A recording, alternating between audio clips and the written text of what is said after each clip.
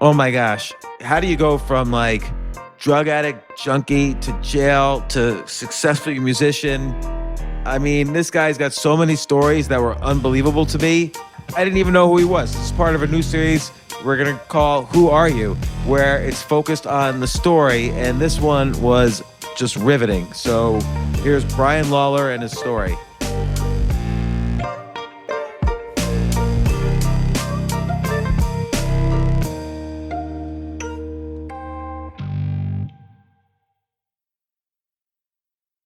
So, Brian, I don't know who the hell you are, but I know you've been in and out of jail and you had some interesting stories and all sorts. I have a list of interesting stories that you've been through, but like, first off, welcome to the podcast. Thank you. Thank you for having me here. And why'd you go to jail? Well, you could basically all relate it to drug use.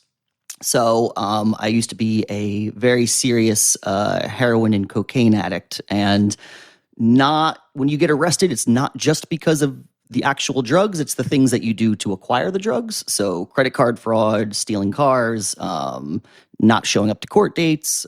So there was a string in the early to mid 2000s where I was just getting popped like every couple of months and just not going to court until eventually in a stolen vehicle, I got popped sort of the last time and locked up and wasn't bailed out. And so kind of languished in there for like 8 months in the county jail. But then I've also just been in and out for a handful of times everywhere in New York City, all around Jersey. Okay, so I have a bunch of questions. Okay, yeah. Okay, let's go here. Let's back up a second. Okay. Where are you from? From Sussex County, New Jersey. And right now I live in Jersey City. So I was from like Wantage, the kind of picturesque Appalachian mountain area in the northwest tip of New Jersey. I mean, what were your parents like? What kind of background did you grow up in? Like, where did you go to school? Stuff like that. Did you go to a public high school, a public school? Went to public school. I grew up in a family. I'm the seventh of 9 children. I have 4 older brothers, 2 older sisters, 2 younger sisters, big old proper Irish Catholic family.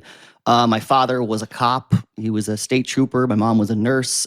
They were not at all. It doesn't seem like the type of environment like good old-fashioned New Jersey, big Catholic family, cop, nurse, parents. Yeah. Like, how did you even discover drugs? Like, what was your first, obviously, you started off with alcohol or something like that when you were younger, but like, how'd you get into like heroin and cocaine?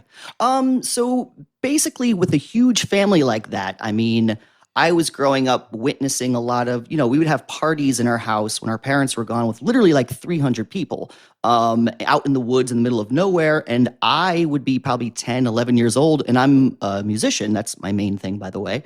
And I would play like ragtime piano for tips and stuff like that and make bank at these like house parties. At the age of 10, were you that good at the age of 10? Yeah. I started out really, really young, and that's pretty much all I was doing was piano and sports and music and stuff like that. So, but I think the influence of being in such a huge family in like a redneck kind of farm town, your resources are thin. And so drug use is really, really common. So with myself, it started out definitely with like drinking, smoking pot at around 12, 13. However, at the time too, I was also playing sports year round. I was a wrestler, baseball player, soccer player. I was doing great in school, academically, and with music, I was like, had bands I played out with live, was a composer and pianist at a very young age, winning competitions and stuff like that. So the drugs it was never like an escapist kind of thing. It was more like, oh, this is really interesting to me, and I enjoyed doing it recreationally, and I never saw the effects that were always sort of ingrained in you from a young age of like, you smoke 1 hit of pot, you're going to be a crackhead, and after 1 hit. And so I was able to function quite well by doing, eating LSD, doing mushrooms, smoking pot. How old were you when you were doing like beyond pot and alcohol, how old were you when you started doing like LSD or heroin or cocaine? 14 when I was doing LSD, 15, like freshman year of high school. And then I started, the first time I did cocaine and heroin was when I was 16. And it was like a complete scourge up there, everyone, lots of overdoses, lots of deaths. But it was interesting to me. And also at the time, I figured out a way to sort of graduate high school early. Weirdly enough, one day while I was tripping at about 2 a.m, I was looking at the school curriculum, and I'm like, I could do this in 3 years. Why were you looking at the school curriculum? Because it was my first week of school, and I just was like, oh, there's an actual curriculum here that you could go through and looking at electives. And I remember just saying, you know what, I could do this in 3 years. So I drafted a proposal to the Board of Education and my guidance counselor saying, hey, if I don't take lunch, and instead take the required electives, I can finish this in 3 years, and I'll be 1 credit short in which I can do an independent study. And is that cool? And so Board of Education approved it. And so I just kind of did 4 years of school in 3 years by just not taking lunch and kind of swindling the administration, because even like the independent study, I did a thing tying together like Bach's music with Stradivarius's instrument building and like Gödel's theorem and stuff like that, and just knew if I stayed 1 step ahead of them, I didn't really have to do my diligence, And like, were you, in terms of addiction, did you feel at any point you were starting to get like you needed it to function, or what were you using more, heroin or cocaine or LSD? No. At that time, it was smoking pot every day, all day long, pretty much. And then how can you function like in school, like smoking pot? Well, again, there's always, marijuana is now approved in many states medicinally. Nobody's OD'd on marijuana. I'm in favor of legalized marijuana. Everybody I know has some sort of medical license for it or takes it or whatever. But it still seems like you shouldn't be able to function in school if like you're, totally high. No, you're absolutely right. And I don't, I would never be the kind of person who's like, oh no, I could do everything the same. Like, that's just not true. But again, at that time, because I was, without, trying to sound too arrogant here, like functioning on a very high level, socially, academically, with sports and everything I was doing, that it didn't really bother me. And to me, it was kind of like a big game, basically like, oh, can I still go through and take this calculus test while on mushrooms? Or can I, would you be able to? Like, it seems like you would get everything wrong. No. Like a lot of times, it would be fine. Like academically, I wasn't seeing any real effects of that. And the thing was, my whole reasoning for wanting to finish school early was to go study collegiately music, orchestra composition. And so that was sort of my big plan. And so what ended up happening was I'd finished up, and at that time, like, I would never have considered myself like an addict, even though in retrospect, it's very easy to see that, dude, you're plying yourself with drugs all day long. Whether or not you need it to actually function physically, you definitely had that mental addiction there. And then what ended up happening was I moved to Seattle when I was 17. I went to a small arts school, liberal arts school out there. And I was able to test out of the first year of a lot of classes. So I basically went from like junior year of high school to sophomore year of college. Out in Seattle when I was 17, I drove cross country by myself with an $800 Subaru. First time even visiting there. Had working 3 jobs, taking 22 credits every semester, and just like work. But again, the whole time, like high as a kite pretty much the entire time. And then it wasn't until when I was in college, when I wasn't doing heroin out there, because in the West Coast, it didn't come as a powdered form. It was only the black tar, and I wasn't shooting it then. So I would only...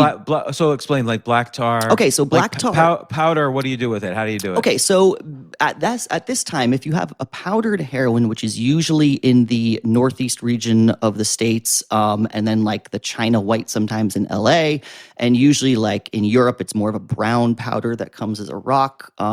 That stuff is all soluble in either a water-based or a vinegar-based system that's easy to inject or put on tinfoil and smoke or sniff. in Seattle in the West Coast, a lot of times, this was like early 2000s, it was the black tar heroin that came from Mexico. That was more of a ball, a vinegar-based ball that was not like smokable as easily. You couldn't sniff it. So I didn't do that. So what I would do, because I was so resourceful, is I would drive up to Vancouver, British Columbia, and go to East Hastings, which is, really terrible, tragically terrible area. But like that's where I would go to pick up powdered heroin, then smuggle it across the border, do that in Seattle. But I was never doing that regularly to the point where I needed it to function, but I started to then notice physical withdrawal symptoms. Like I always knew that if I got that and I was getting high for a week, 2 days I was in pain, and 2 days I like couldn't do anything except stay home. What does that mean, in pain? Like, is it aches? Were you feeling anxiety, or like what was happening? No, you're actually physically in pain. Like the idea of getting up and walking is, you only do that when you have to go to the bathroom or something. It's very like, they always say flu-like symptoms, but it's that very much compounded with the really subtle mental agony of reevaluating your decisions in real time, feeling super guilt about everything that you've done, extreme anxiety, and really, really hard to kind of explain beyond the physical aspect, the mental aspect, and very, very subtle things like your sense of smell, the eyes watering, that are just really serious indicators, to me at least, whenever that would happen, of just like the shitty choices I would make, I guess. And like heroin is like OxyContin or even like Percocet, right? It's essentially an opiate. Yeah, it's an opiate. Yeah, and so when you take it, it feels good because you feel all relaxed, no pain. Mm-hmm. You feel some joy in your brain because you're getting like dopamine or serotonin or whatever. Yeah. And so when you're addicted, you still get the benefits, quote unquote benefits, when you take it?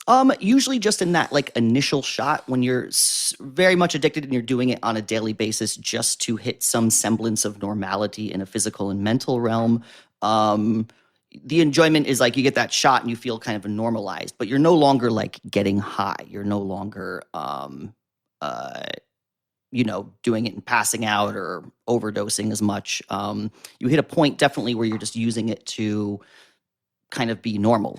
And that's where the kind of psychosis really comes from, is trying to not get sick and keep that modicum of normality by having to spend quite a bit of money on getting drugs and time to kind of go get these drugs.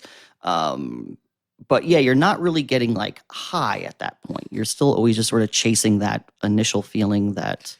But since you know at that point that you're experiencing negative benefits and not as many positive benefits, did you try at that point to say, hey, this is not good for me, I'm going to try to get off of this? Oh, yeah. Or was something making you afraid to do that? No, all the time. That was the thing, is that I would regularly be holing up in like motels to kick for a few days away from anyone I knew, just to have time to like stay away from the drugs. And usually before like a tour with bands, or before like a move I would know, or I wouldn't be in a location where I'd be able to secure or procure drugs, I would have to do a whole self-detox session that was usually just cold turkey and getting over that big physical hump, which by this point would be lasting up to like 4 or 5 days of, no sleep and the just physical misery. But then what tends to happen is even after you normalize from a physical aspect, that mental aspect is there. You have to completely sort of change your life. You have to change everything, the people around you, your habits completely. And it's so easy once you get past that physical aspect of it to be like, well, okay, I can do that again. I can do that and just get high this week. And then it just becomes this constant cycle like that. So I can remember very vividly this one time telling myself, you know what, I'm tired of this insanity of the back and forth of trying to think that I have control over things. I'm going to do this until I die or get arrested, and just am like physically restrained from it. Like I definitely resigned myself to being like a junkie. And this was... And were you able to talk to anyone about it, like your parents or... Well, with such a big family, one of the biggest problems is you have a lot of intelligent people that really care about you and a lot of people that think they know what's best for you. But unfortunately, they have no clue. So you just hear a million different ideas of what you should be doing. And because I also have such a big family, different members found out sort of at different times. So it wasn't all at once. So basically, like, I had a really serious incident in Newark where I had a gun pulled on me, ended up dragging this guy along with me and like hopping a curb and like breaking the axle while this guy goes flying. And then the cops show up and I had this great backstory about I was going to NJ-PAC to see a symphony and this guy, robbed me trying to sell me DVDs. And, but I was clearly there for drugs. They thought I was there for drugs, but I was able to play it cool and go through. But then family members are like, what happened to your car? Why am I getting calls from Newark? And they all know what's going on. Your dad's a cop. My dad was not at this point. So he was a state cop, but then, it's kind of funny because he's the one who taught me very much to like, no, you don't respect police just because they're police. Like I worked with some of the most terrible people and he was the one that taught me very much that, you don't respect police officers because they're police officers. You don't respect military because they're military. And he was also a sniper in Vietnam. He was a scout sniper in Vietnam. By all accounts, like of what you'd think of like, yeah, America, military and police, but he was both of those and very highly decorated in both those, but he was the one who taught me, no, you don't respect him just because of that. And so he then eventually actually became an insurance fraud investigator. So he would bust crooked lawyers and doctors and cops, and that was his thing. So, but at that point, of course, they knew sort of what's going on, but not the severity of it. And again, if you're able to, I think, as a parent, be like, oh, my kid's doing this, my kid's 20 and in graduate school in the Netherlands at the Royal Conservatory, like I feel like there's a part of you that's going to sort of gloss over that shitty stuff. And I feel like that could have been sort of the case with them. And then, so as I was saying, with like in increments, people would find out about sort of what was going on with me. And sort of the last straw was when I was in the Netherlands. I was in graduate school at the Royal Conservatory studying with like my favorite composer. But also I was doing heroin regularly, working with these Iranian and Iraqi gangs that would basically like push drugs for as a white American to be able to get like free drugs. And this was 2004, 2005, because I remember it was when we attacked Iraq. So wait, in the Netherlands, you don't have to just go to the local store or whatever and get something. There's you have to go to Iraqi gangs. Like I lived in a place called in the Netherlands in Schilderswijk. So I lived in like kind of a predominantly refugee area with a lot of Middle Eastern refugees, and this was when we attacked Iraq, and there would be like Bush and American flag effigy burnings right in front of my place all the time. And these people, whenever I would buy drugs on the street, I just started to know them from buying drugs. And then it was like, hey, can you make a run right here? Can you make a delivery right here? Because I didn't have money a lot of times. So it was finding ways to haggle and what I could sort of do to get money, and then became basically a runner for these groups here of just making deliveries. And that was it. But when that was happening, I was becoming very, very sick. I knew I couldn't sustain my graduate studies. I wasn't doing anything with music, and I had to drop out. And when I dropped out, that was when like I had to kind of come clean, come back to Jersey with my tail tucked between my legs and kind of come clean to everyone and say, I'm not in a very good space. And that's when everyone kind of knew, and there were different feelings as far as what I should do. And I didn't listen to anyone, and instead I moved to Beijing. I got a job teaching at Dashing Petrochemical University, and I came home for like 6 weeks, kicked drugs, and moved to Beijing. And then, of course... What were you teaching there? Well, it started out as I got headhunted by a totally bogus company that was supposed to recruit other teachers. And when I got out there, I knew the whole thing was a total sham. Like, this organization was ridiculous. But then very quickly, it was easy to get a job teaching English. And from teaching English, then it was very... Wait. Well, I'm sorry I have all these questions. No, of course. I know this sounds totally schizo with everything going through. They were a scam because they didn't really have a job for you and you had to pay them somehow? Nope, I didn't have to pay them, but the idea was I was supposed to be getting reimbursed immediately with my plane ticket upon arrival. And then I go there, and this guy named, I could use his name, I don't care, Dr. Bob Lauren. He had this program called 1 Year Adventure. And as soon as I showed up, I was like, oh, this is a fucking sham, man. He reminded me of like Clark Gable, like an aged Clark Gable, the way he looked. But he clearly was running like an underage sex ring out there with the people that would stay in the apartment. I'm like, this is really bizarre. And I noticed that he invited out of like the collective of people, the ones he invited a week early were myself and 3 other like younger men that were fairly cute or attractive, I will say, as opposed to the women and the older men all came later. And I realized this is just a total fucking scam. So I basically what like was going to happen if you had stuck around? So the idea was he was bringing all of these people together and had all of these jobs placed for all throughout China for teaching positions. And when you were out there, you quickly learned that, oh, there's a big commissioning process for this. So I can understand where he was coming from money-wise, or what he was trying to do by placing all of these teachers. But very quickly, as soon as everyone got there and we started having the group meetings and we started having like the schools meet, we realized it was just a shit show and we were kind of like an experimental group. So I... within like 2 weeks was like, okay, I'm out of here, and just sort of found my own teaching positions. And from that, it turned into teaching music, which turned into teaching chess, which turned into just kind of teaching anything. But also within being 1 week out there, I learned enough Mandarin to be able to go pick up drugs on the street. And there is where it's definitely took like a serious turn for the worse. Weren't you afraid, like in an authoritarian regime like China, it's bad to get arrested here also. It's bad to get arrested anywhere, but you could just disappear in China. No, of course. And that's what happened to friends of mine. They execute dealers out there. They will execute hard drug dealers. And that's the thing, is that all of this, like, it's not like my brain thinks, oh, geez, I never thought of that. I never thought I can get in trouble for this. That's the insanity of it. Of course you're aware of these things. Of course you realize the penalties for this kind of behavior.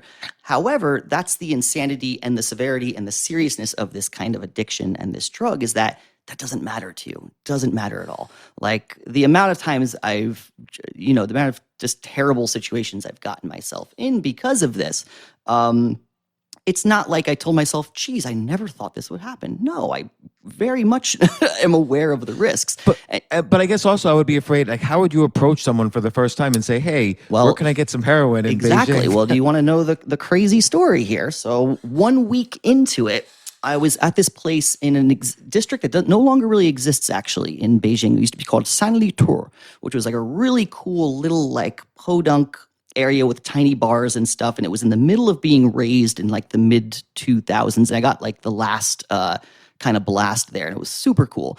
And I'm in this one tequila bar, and I see another white person, and I see his eyes from afar. And one way you can always tell someone on opiates is the pinning of the pupils. So that's one thing that always bothers me in drug movies. It's like heroin, you see the pupils get big. Your eyes don't do that. They get tiny. They get super, super tiny. And that's how you I don't know if I've ever noticed anyone's pupils before. Yeah. No, you definitely zero in on those things. Your junkie cells start kicking, and then you're like, and so I see this guy, and I just go up to him like, are you American? He's like, yeah, American. I'm like, and we start drinking beers and hanging out. It was me, him, and this other Belgian dude.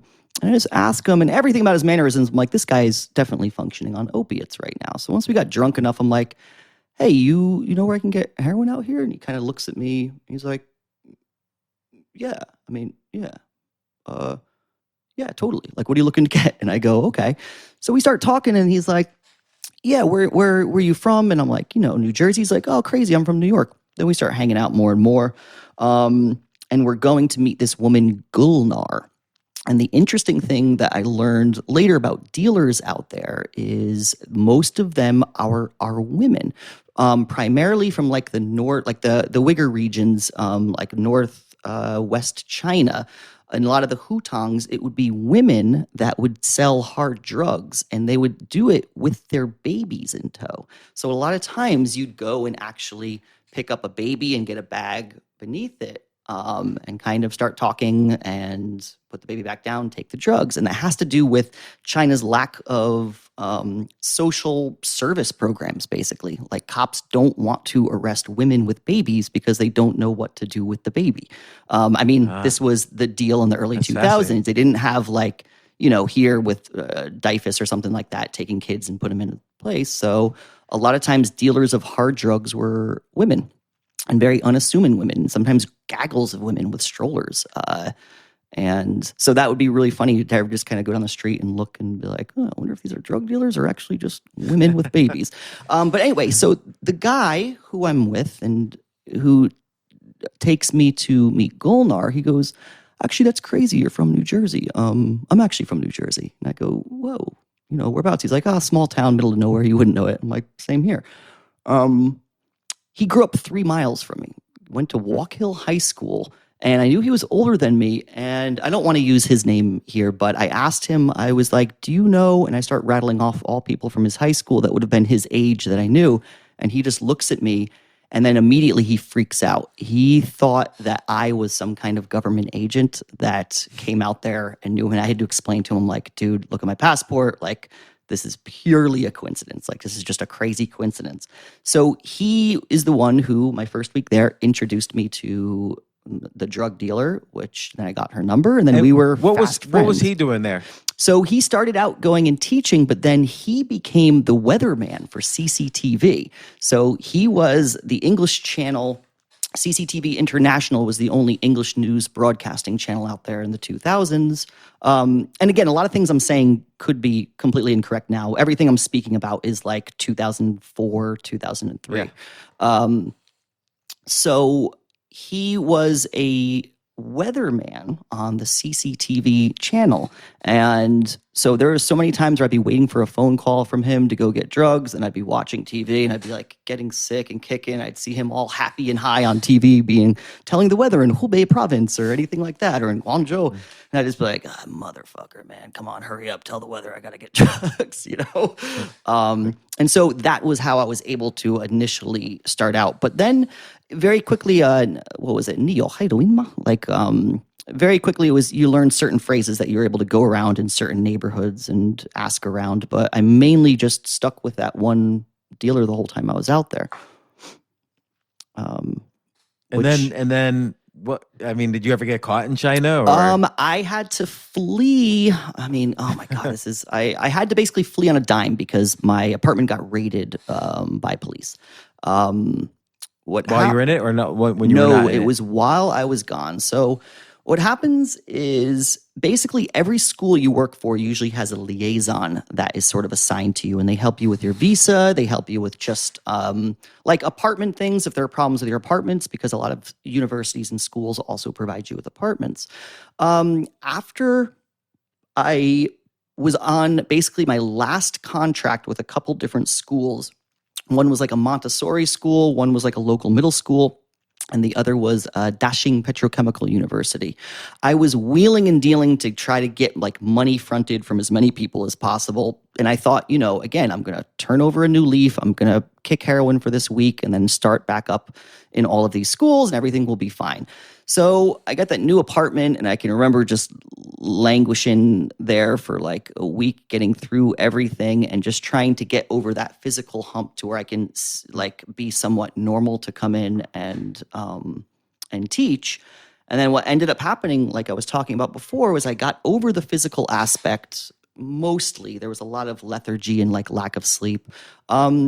But then there's just a part of you that just says, you know what, fuck this. I don't care. I'm going to go get high again.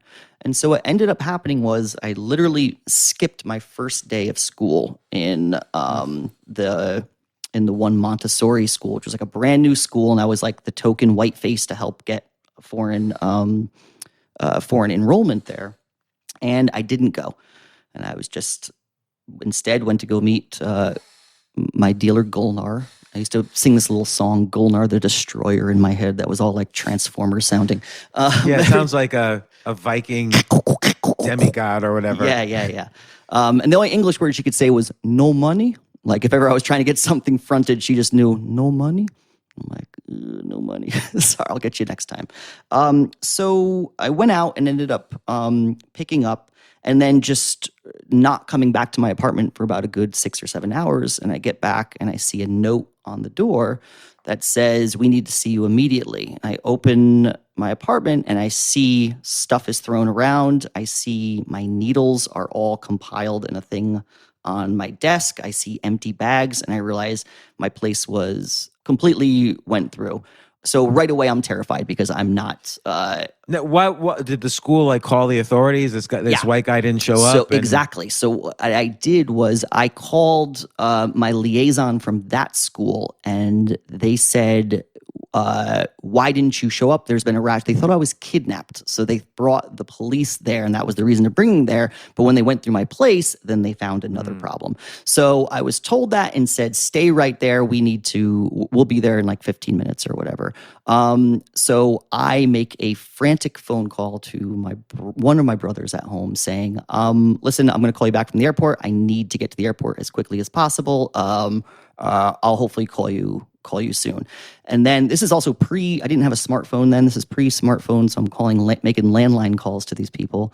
And then I called my liaison from my other school. Like everyone sort of had a certain one that you were working with. And I told him, I said, "Hey, can you check at the precinct if they have my passport? I have a visa issue I need to deal with. Is it possible to meet me there? And is there any way that I can just get the passport for a number I need for something?" And so he's like, and everyone's very accommodating all the time. That's a really funny thing. The liaisons, you'll be like, "Yo, can you just move this 500 pounds of dirt right over there?" "Oh, I will find a way to make it happen. I will find a way to make it happen."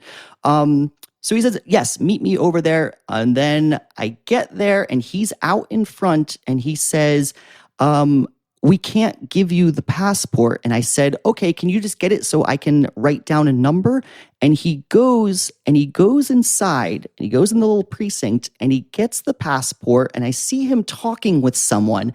And then he comes out and he walks about 5 feet out the door. I go up to him, I grab the passport and I run and I just start running and I book it out. I get out into the street. I keep running and I get one of those red cabs and I go without my shit or anything like this. And I go right. Well, why didn't the police go out with him and just arrest you right there? I don't know. There's a lot of things that don't make sense about this completely. And in seeing them talking right there, and he goes, "You can get it for right this," because he said specifically, he says, "You can't have it, but you can look at the number, write down what you have to." So I don't know. I wonder what their plan was. Like, what was their thinking? I have no idea. And that was the thing, is that because I also had the other people going to my other apartment, like none of this makes sense to me. And also at that time, I'm completely high and just kind of frantic and running around. But I knew that I needed to get that to get to the airport. And I was able, and I just grabbed it from his hands. And I went to immediately ran out to the ring and started running down further and hopped in the cab. I went right to the airport. And my brother, Timothy, was the one who actually bought me a ticket home. And I had to leave. And I left immediately. I've never went back. I bet they needed some kind of approval to arrest you, because you were like maybe a different status than the average drug user. And they probably hadn't gotten the approval yet, which is why they were trying to hold on your passport so they would know where you were until they got the approval. Yeah, I really, like I said, I don't know. And even a lot of times when I've talked to other people, they go, "That's impossible." They go, "There's no way they would release that." They go, and I go, "I'm just telling you exactly what happened at this year." But then the wild thing was, when I eventually made it back to the States, I started getting these emails from all of the schools that like hacked my contact lists and were like, "Hey, that money that we fronted you for this, and that, you need to return immediately. Otherwise," and then they just would send me contact lists of everyone. They're like, "We're going through this whole list and letting everyone know sort of what's going on." So I had to basically be able to pay back money, and I just make a lie about, personal problems, things like that. But I remember getting that email because, of course, you think, "Oh, out of sight, out of mind." But then I started getting these really wild emails with my contact lists there and the names of family members and everything like that. What were they going to do? Like they were going to send emails to your friends? I think they were just going to be like, send to my family saying, "Hey, this dude this guy was doing this out here. This guy robbed this much money from us. This guy," just let people know what a scumbag I was. Which at that time was still a little bit tempered to some people. And but that was sort of the China deal, and that was like 8 months out there. And I've never been back, and I always kind of want to go back. And I don't think you should ever go back. But I also feel like now, I don't know. I feel like that was 15, 16 years ago. And people say that a lot. That could be a classic mistake. Yeah, that's true. But so that was China anyway.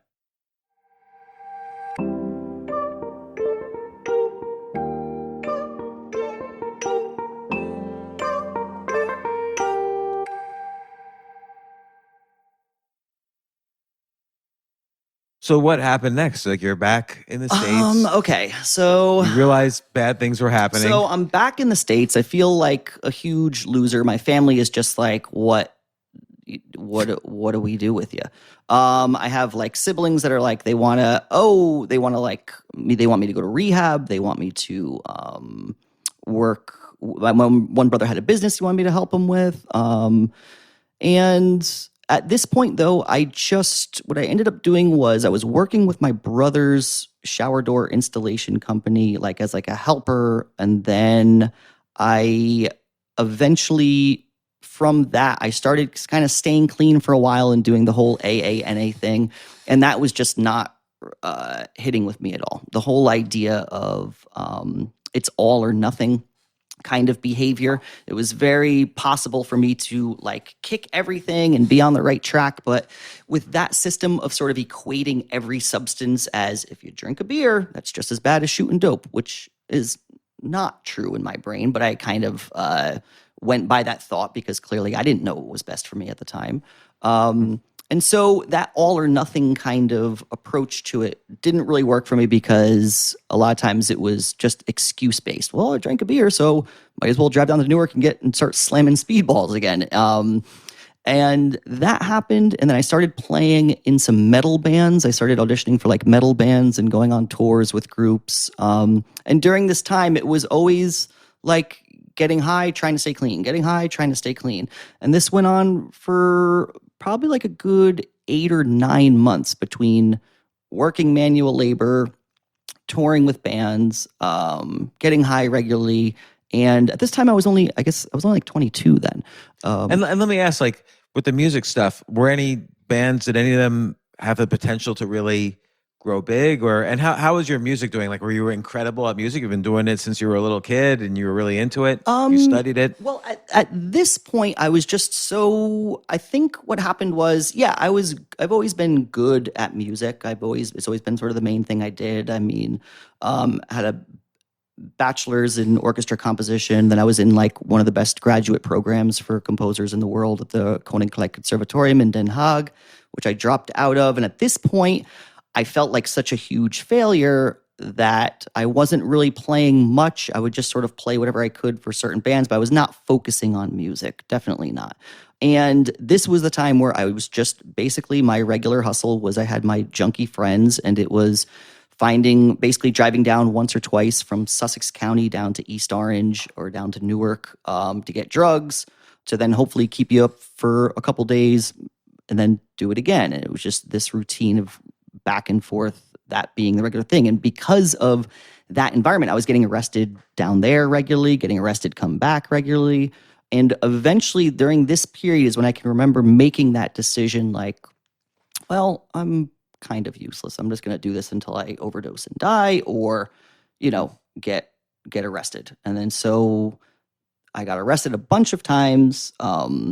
But then the final time was a couple days after Christmas where I got arrested in an A&P parking lot in Wantage. And that was where I had to go and get locked up in the Sussex County jail, but I knew I wasn't going to be getting bailed out for a while. Why did you get arrested? So, this time I actually swiped my mom's car. She knew like I was in a good place, like I wasn't allowed there, anything like that. And so I had some cash on me and I'm like, I had some cash and I had some credit cards I swiped from people's homes that I knew I could not credit cards, checks from checkbooks, because you used to be able to write the checks to cash at A&P and get that cash and go down. And I ended up swiping my mom's car to go down to Newark, and I went down and I came back and I was in the A&P parking lot. It was about 3:00 in the morning, and I see an old friend of mine.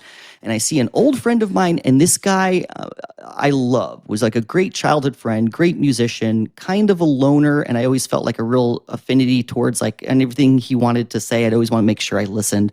And so I see him, and he's like, Brian. I'm like, oh, hey, man, how you doing? And he comes and sits down, and he wants to play me his whole new album that he recorded at home. And so I'm sitting there, and he's talking my ear off. And the whole time I'm telling myself, I'm like, what are you doing? What the fuck are you doing? Just get out of here. But I just couldn't do it. I couldn't like kick this guy out of my car.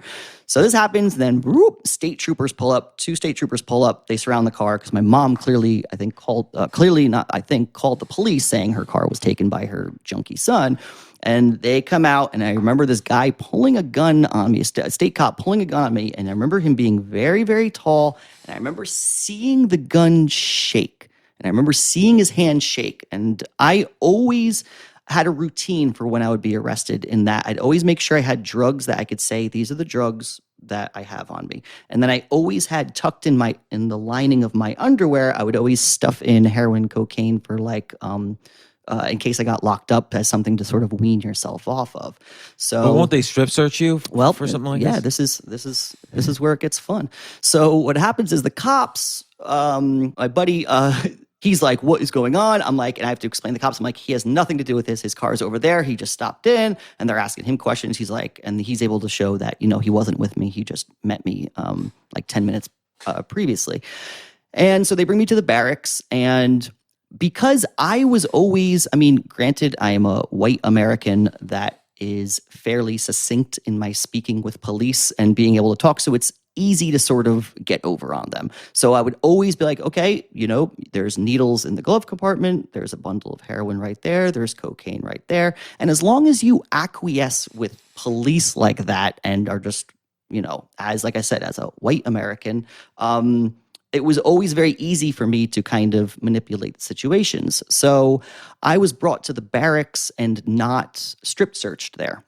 But then I was brought to the county jail. And I'm thinking, I've been here before. They're not going to strip search me. I'll be okay. But then sure enough, when I get transferred from the cops to the county jail, I get brought into the shower room. And that's where I go in. I'm like, oh, fuck, I'm going to be strip searched here right now.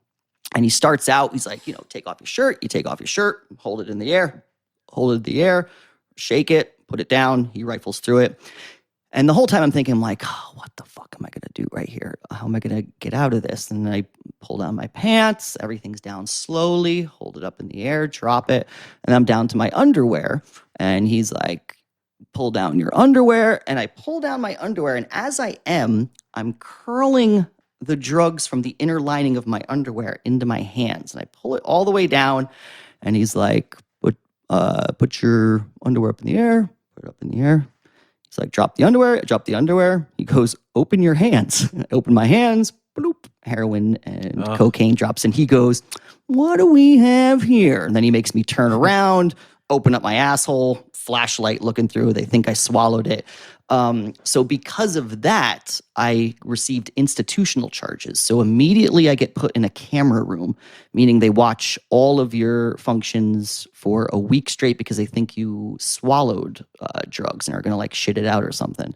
What does it mean, institutional charges? Oh, so meaning that I didn't get charged with the heroin and cocaine because they found it on the inside. So basically, now I am within the jurisdiction of the jail charges as if I did something bad in jail. So I had to go to the camera room and then solitary confinement for a month. Wow. I had to kick in the camera room, but that was really, really wild because they wouldn't flush the toilet. And so I had to kick drugs in this spot that was only for myself and for people that couldn't be anywhere else. So they bring in, remember, 2 people in particular, are charged with murder that just come in completely wrapped up that can't be anywhere else and just sit there locked up while you're kicking drugs on the side. And of course, you find something to talk about. But the thing that really bothered me was they would never flush the toilet. So I decided I would play this like little game. I'm like, okay, they won't flush the toilet because they think I'm shitting stuff out. So my favorite thing to do once I figured that out was to go sit on the toilet and go to the bathroom and then like look around to see if anyone's looking, and then turn around to make it look like I'm rifling through my shit.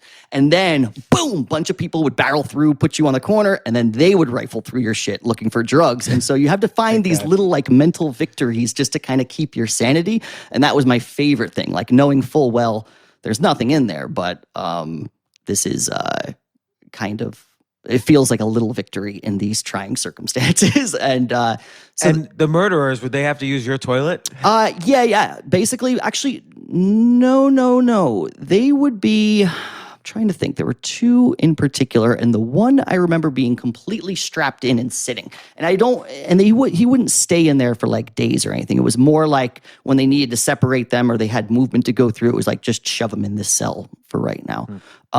So I didn't spend time with like a long amount of time with them in there. It was more just as like a stopping place for and like now have you been charged? Like, why are you now like going to be a month in solitary conconfinement? Like, okay, it's as so if you've been charged and sentenced. It didn't. So yeah, did you have a lawyer? Did your parents come in or no? So with the institutional charges, you're already in there. You have a bail set. But what happens is once they find the drugs on you like that, you got put in the camera room because you're a danger to yourself, like a suicide room. Basically, it's like a suicide watch room. So not until after that, I believe I was in there for like 4 or 5 days, and then I had to go to a little like hearing within the jail, meaning like there was the officer who strip searched me. There were, I guess, just ranking corrections officers in there to decide what the charge is. But with that, no, there's no lawyer, there's no representation. You're inside the institution already. And then as far as... And so because of that, then I was put in solitary for 3 weeks. So it was a week in the camera room, then solitary for 3 weeks. And that was for having contraband, heroin, and cocaine in the jail. And it was funny because it made the jail look good and it made the cops look like idiots for not finding it on me. So, of course, they were like, we don't know anything about it. And the corrections officers get to say, like, we found what the cops didn't find. And then as far as my time in there, sure, I could have been probably bailed out, but no one would bail me out. And I never asked to be bailed out, and I kind of didn't want to be. But your brothers, they knew where you were. Oh yeah, everyone knew. Everyone knew where I was. I'd get phone calls. I'd get letters when I was in solitary. But they didn't want to come in with money. And how much was the bail? I don't know actually. I have no idea. But there was never talk of bailing me out, and they never put money in my commissary or anything like that. I had to. They would send me letters. I would get books sometimes. But I had to basically sort of gamble my way through jail on ping pong and chess and poker. And then also, like, I found ways to be able to write music and notate music in there. And it was, I mean, it sounds ridiculous, but it was the best thing for me at the time. Absolutely. Another way that was just interesting in how to deal with a variety of people, and also understand that, personality and how you interact with people can go a very, very long way, which I was very, very lucky in there. Like, what's an example? Meaning that when people I used to write these really goofy jokes and these funny little like puns and wordplay things. And so people got around, I would write these like really, kind of gross, but goofy puns and, as like headings for letters, like kind of like a civil war, like, oh, Mildred, the days are long and the wind whispers your name through.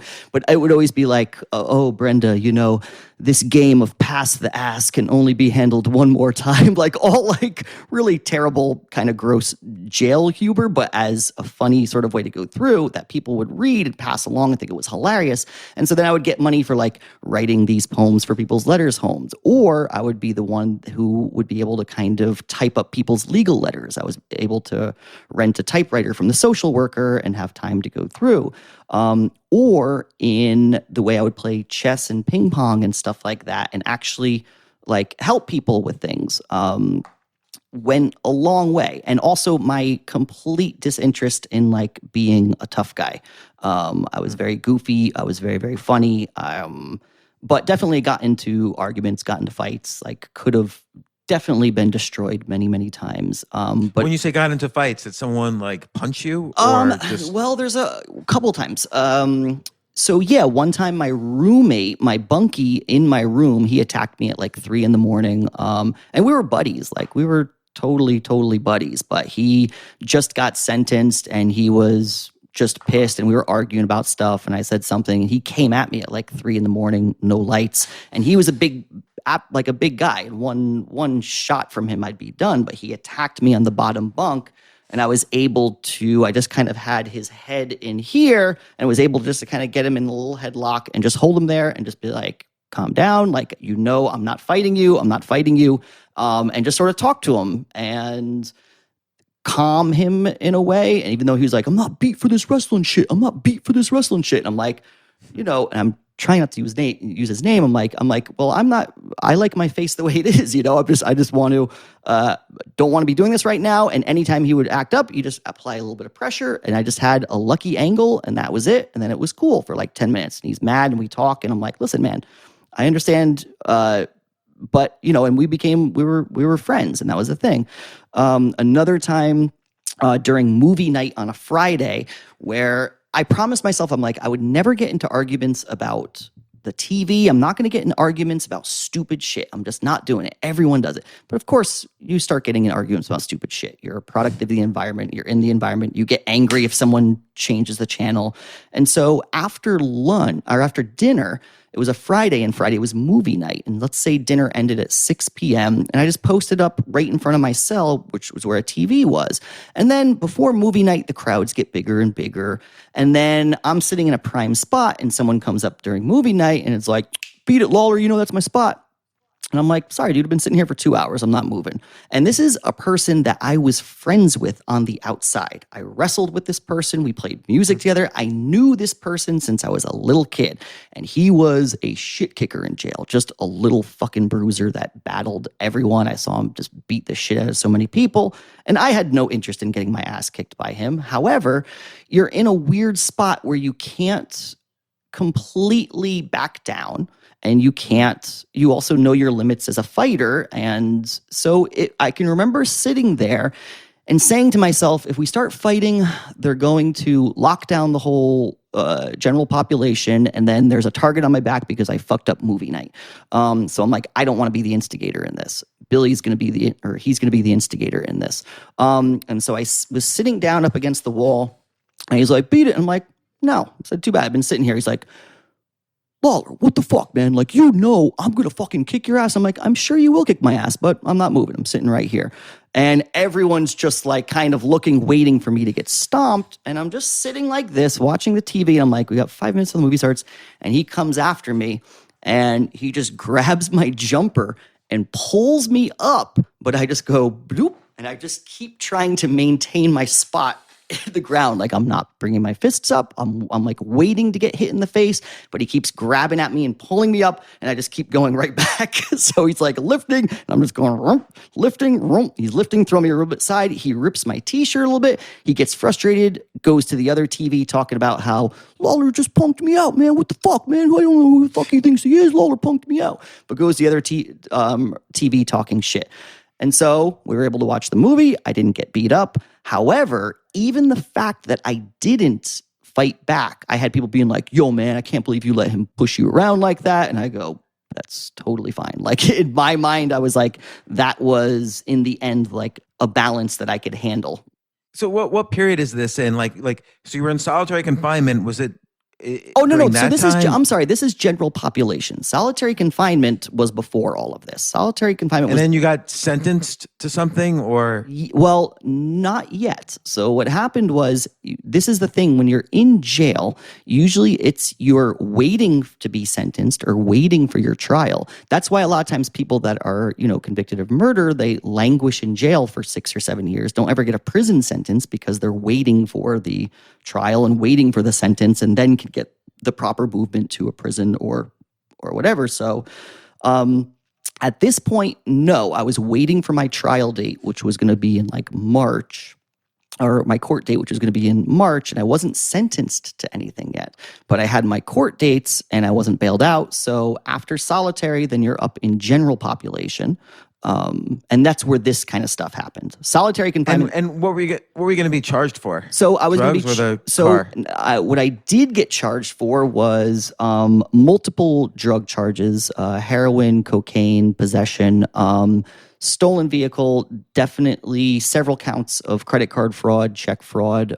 It turned out to be, I think, like 10 to 12 felony convictions overall in like the period. I mean, your mom was insisting that you stole a car. Like, was she pressing charges? Well, she said that, but she wasn't pressing charges. But that was the catalyst for all of these other things that came about, and it wasn't just that. Like, that arrest right there was after I was already arrested probably like 8 other times and waiting on other dates, and so everything just kind of ran concurrently. And it was like, let's not, because I used to just get ROR'd. And have a court date released on your own recognizance. So, that's what used to happen until at this moment it was like, we've ROR'd this guy way too many times. Keep him in there until he has a set bail after a trial date or after a court hearing. So you're in general population. You're waiting for your court date. How long were you in general population? I wound up there, I guess, for 5 months, probably. Wow. Yeah. And what happened was I was supposed to, because when I got my court date, every single person was telling me, they're like, you're going to get released today. And this was after like 3 months in. They're like, you're going to get released. Like, you're a shining example of a jail citizen. You don't have a bunch of crazy charges, even though all of these things are in a short period of time. And what happened was I went there, and if I kept my mouth shut, if I didn't say anything, I would have gotten out that day. But the judge, the prosecutor, they started talking about sentencing me to mandatory AA and NA and this and that. And they asked if I had anything to say. And I told the judge, I said, I hope you realize that you're creating a cesspool of addicts that interact with each other that have no interest in getting better. When you blindly sentence people to mandatory AA or treatment and stuff like that, you're not really thinking about that, because I'll tell you right now, in these podunk towns that I go to these meetings in, I'll go there a lot of times to get drugs from people that are sentenced here that have no interest in getting better, but because you sentence them here, that's sort of what happens. So I kind of just tore apart sort of the process of the prosecutor and the judge, and he goes, well, and they kind of made an example. They said, so I got sentenced to 6 months, which means you should be out in like a month. I should have gotten time served, but he's like, you're going to do it, and you're going to do every single day, which I've never done before, you're going to do every single day because we don't want to see you again, because we think that you actually do. Like if I just shut up, I would have gotten out that day. But I kind of criticized their kind of lazy sentencing of drug addicts. And it was like, I mean, also you're just excited to talk to other people. So of course I'm going to grandstand in court as long as I can, because I'm just like, oh, new people, new audience. I got to talk to people.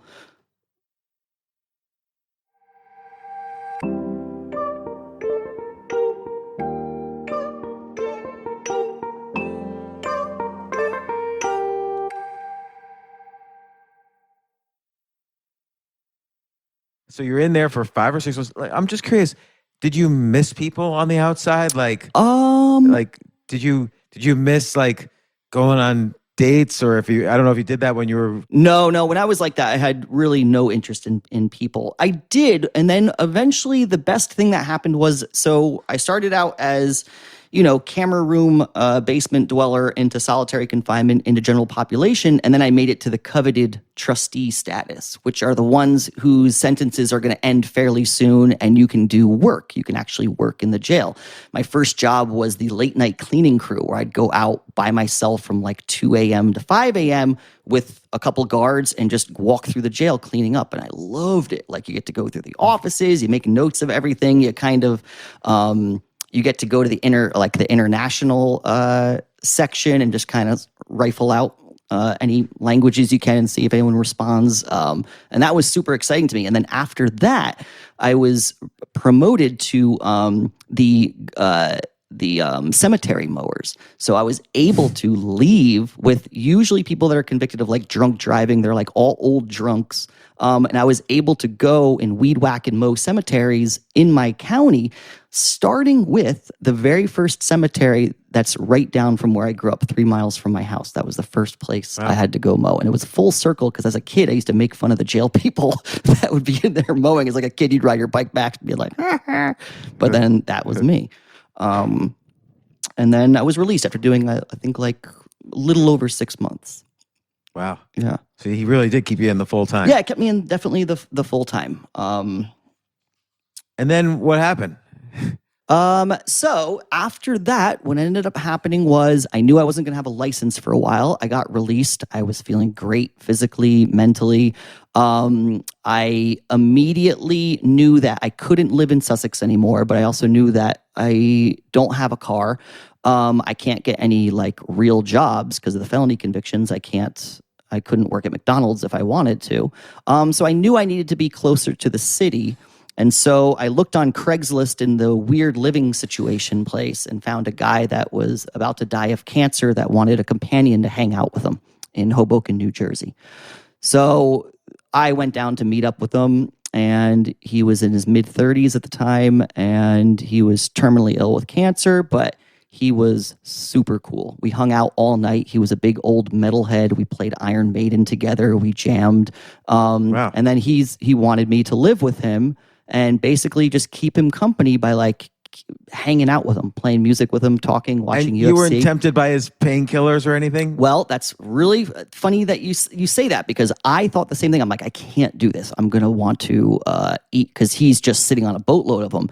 And I was with him for 6 months. And one time after 4 months, I ate an Oxycontin. And that was the only time I remember just being like, well, nope, fuck this. Not going back into that.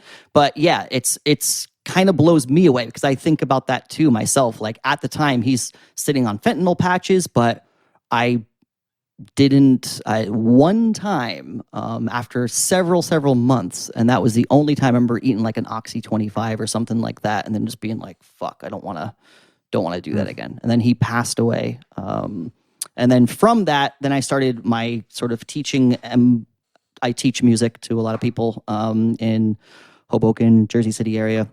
And I started working in a studio there, which I still have students from, and I've been kind of posted up in for like 15 years. And then what was great was a lot of people that knew me from Seattle and knew my composition work were like now directors in New York. And so I started getting a lot of commissions for new compositions, started playing a shit ton of music, recording. And then that's what I've been doing since. Everything's just been like nonstop crazy music. Wow. Yeah. That's incredible. So you're doing what you love. Yeah. You're probably doing well at it, right? Are you doing well at it? Yeah, actually, yeah. And what's a famous show or whatever? I mean, I've recorded with Beyonce. I just tracked for Goo Goo Dolls. I played on their record. I was touring with Emily Saliers, who was Indigo Girls, was her pianist for a while. I write for large-scale theater companies, ballet companies. I'm the pianist for Los Inquietos del Norte. It's a very famous Mexican band that I've fallen into like 10 years ago. And I play in metal.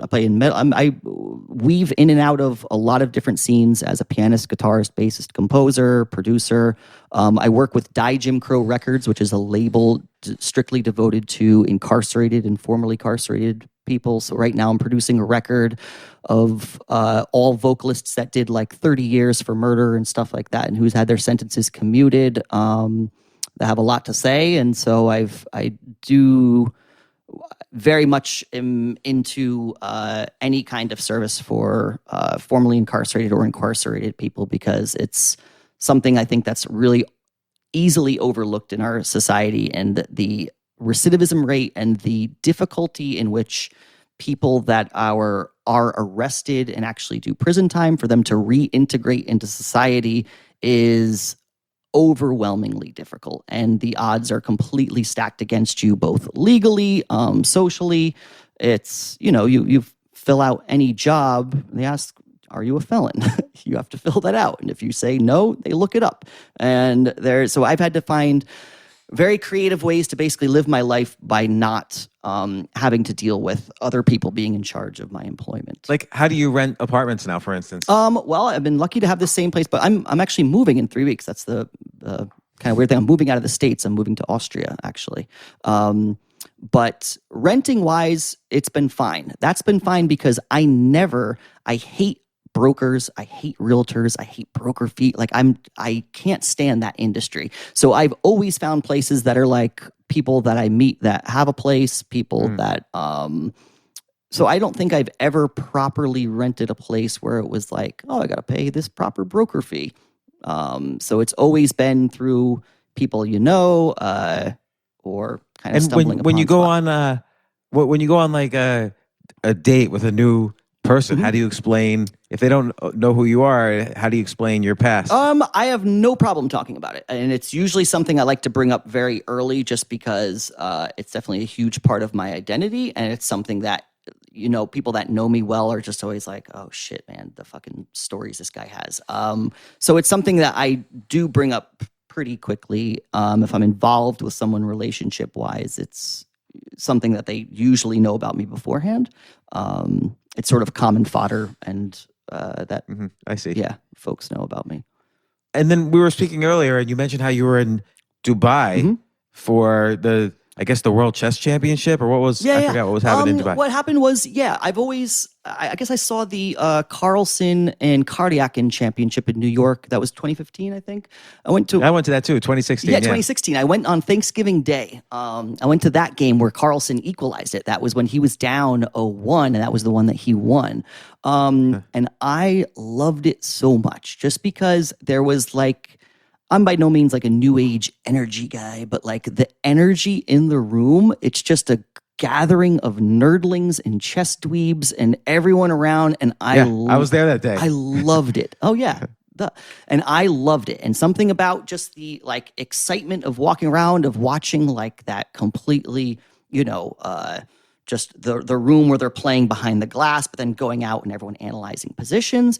It was just a really special time for me. I really liked it. And I promised myself I would want to see a world championship match again. I never went to Dubai. I'd never been to Dubai, but I've always been meaning to visit. So when they announced it was going to be there, I took advantage of like cheap tickets and ended up buying a round trip ticket for like $400, like 8 months in advance. And said I'll make like a nice trip of this. And so, I got a cheap hostel and the World Expo was going on. I had some friends in Dubai I was going to meet up with just to say, hey, that live there. And then I just went and watched it. And it was that same feeling again. I absolutely loved it. But it strangely turned into like an inadvertent business trip. One thing I do a lot with my music is I incorporate chess into my music. Whether it's, I used to build chess sets that would have triggers that trigger synthesizers. I have a piece called Zwischenzug, which is for harpsichord and live chess set and vocoders. And it's like, I have live speed chess matches going on while I'm playing this music that's set for each round of the tournament with these interludes from a book called Chess for Fun, Chess for Blood. So this was a piece that was commissioned by Little City Books, actually, in Hoboken. I did the premiere of it there. But I've always used chess and music. But now my big project I'm excited about is a MIDI-enabled chess set. So I was working with this brilliant engineer at Bell Labs that I commissioned to build me a MIDI-enabled chess set, meaning that every square has a sensor that I can trigger sounds, lights, and basically program musical compositions on existing games or play the chess set live while watching people play and sort of drag and drop sounds in based on this that of the play. And so what happened was I started talking about this idea there and it just took off. Like grandmasters, a bunch of people way into it that wanted to see like more about it. And so because of it, I just started meeting really wild people. And I went from like living in a hostel on day 2 or 3 to meeting these people that were like these high-end headhunters from England that gave me like $1,000 a night place at the Hop Tour Grand. They're like, just take it, man. It's totally fine. One of our clients, we think you're fucking cool. Just hang out with us. Tell us more about this chess stuff. And so I basically decided to hang out with them and like drink every night. And after the chess set, let them know what's going on. And then I just met a flood of chess players, cool musicians. I ended up playing a bunch of music out there and just absolutely loved it. But I can show you real quick if you Yeah. I can show you. So this is sort of the prototype here. And you can't really see that great, I don't know, with this camera. But this is basically the software program where each square here, I can assign pitches, chords.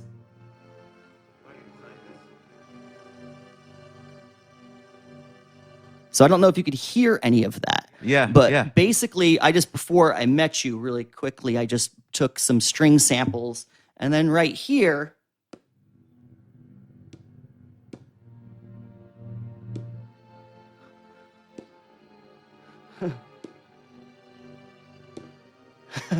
so basically what I'm doing is each square is a sensor that I just preset pitches on and samples. And why would you put a different pitch on a different square in the sense that, like, what would you? So the idea would be a scale on each file. Yeah, or? well, the idea is you could do it you could do it something scalar wise, or you can do it based on sort of the idea of play, and it's more just an aleatoric way to make chess kind of fun. Or what I could say is, hey James, we're gonna play a game on this set.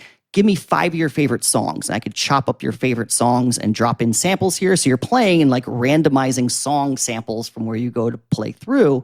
And then also, what a fun idea. Yeah, and also because it's MIDI, it can trigger lights and things like that too. So my whole goal is to be kind of hosting these speed chess tournaments on boards like this that are sort of a multimedia experience musically and visually.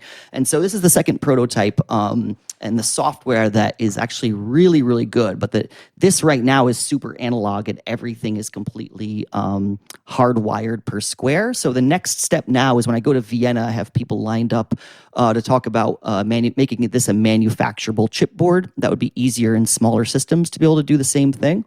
So this is Is that why you're going to Austria? No. I'm going to Austria. I usually go there twice a year. I compose a lot of music out there. The last decade, I do a lot of durative compositions, like 8-hour operas that I compose and perform out there with a company called Saint Genet that I've done a lot of work with. And I turned 40 this year, and I promised when I turned 40, I'm getting out of the States again and completely trying to change things up. And I'm just realizing like intrinsic value in language and a lot more things. Like I'm busy as hell out here with music. I love it, but I want a completely new environment with great musicians I work with out there. I like the proximity of other countries. I've been passively learning German the last 2 years. I want to take that more seriously. And it's just a beautiful city. It's just a really gorgeous city. And the cost of living is significantly cheaper. So I'm just, it's my, what is it? The Farsi phrase, chelcheli, which is like when you're 40, it's like a big revamp of life. So that's what I'm trying to do. Wow.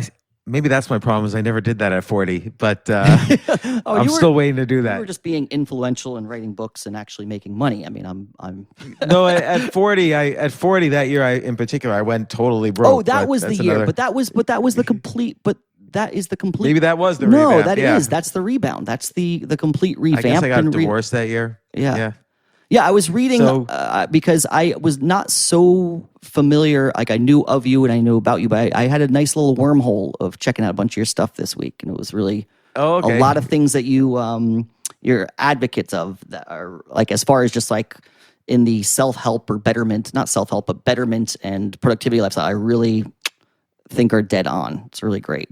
Oh, thank you. Yeah. Well, look, Brian, I hope we stay in touch. You've got it's really like an inspirational story in a weird way because look at the success and the stories you have and your ability to kind of move forward. I mean, I don't know totally how you were in those worst moments, but I mean, it's such a fascinating story and I'm glad you survived through it and creating such success now. Yeah. Like it's really inspirational to me. Thank you very much. Thank you so much for sharing the story. And I hope a lot of people really listen to it and learn from it like I did. Yeah. Well, thank you very much for taking a chance on a completely unknown person that has no influential power in your stratosphere. So I appreciate it.